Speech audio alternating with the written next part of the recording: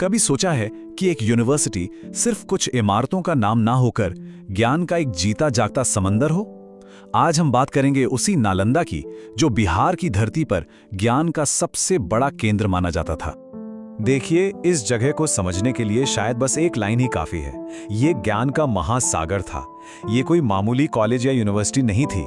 ये वाकई एक ऐसा विशाल सागर था जिसकी गहराई का अंदाजा आज भी बड़े बड़े इतिहासकार लगा रहे हैं।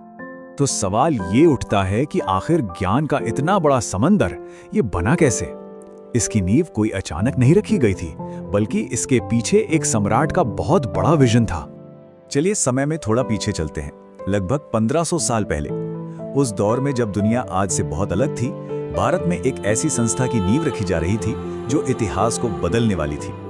और इस बड़े सपने को हकीकत में बदलने वाले थे गुप्त सम्राट कुमारगुप्त। उन्होंने इस शिक्षा के इस अनोखे केंद्र की स्थापना की थी। इसके लिए उन्होंने प्राचीन बिहार की धरती को चुना, जो उस जमाने में भी ज्ञान और संस्कृति का एक बहुत बड़ा गढ़ मानी जाती थी। अब जरा इसके स्केल को समझने की कोशिश करते हैं, जो इसे सच में खास बनाता है। ये जो आंकड़े हैं ना, ये वाकई हैरान कर देने वाले हैं। सोचकर देखिए, एक ही जगह पे एक ही समय में 10,000 से ज्यादा स्टूडेंट्स पढ़ रहे थे। आज के हिसाब से देखें तो जैसे पूरा का पूरा स्टेडियम भर गया हो।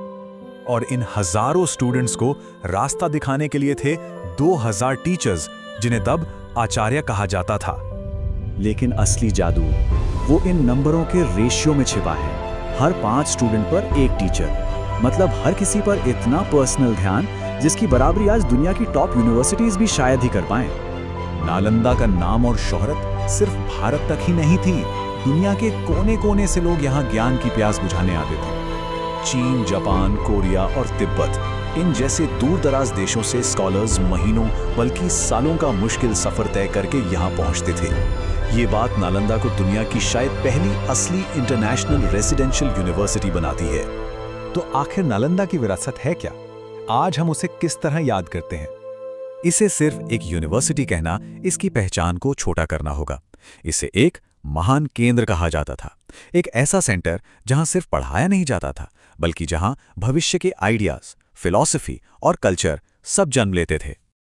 और यहीं पर आकर एक बहुत बड़ा सवाल खड़ा होता है, जो सोचने पर मजबूर कर देता है।